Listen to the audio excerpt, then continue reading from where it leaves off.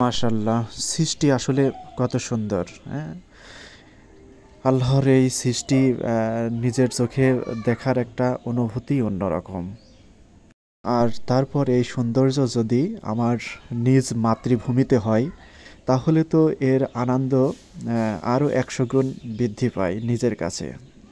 আমাদের মাতৃভূমি বাংলাদেশে যে এত সুন্দর কমলা বা বিভিন্ন প্রকার ফল হতে পারে, তা আমরা আজ থেকে ২-৩ বছর আগেও কল্পনাতেও আনতে পারতাম না। কিন্তু বর্তমানে আমাদের দেশের বিভিন্ন এলাকায় বিভিন্ন প্রকার যে বিদেশি ফল হচ্ছে, এই ফলগুলো আসলে এত সুন্দর হচ্ছে যা নিজের কাছেই মানে অন্যরকম বা অবিশ্বাসীয় বলে মনে হয়।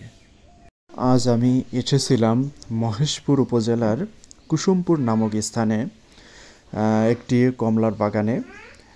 একটি বললে ভুল হয়, আসলে এখানে অনেকগুলো কমলার বাগান রয়েছে।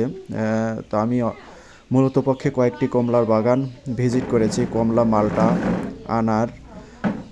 এখন বর্তমানে কমলা এবং মালটার সিজন চলছে।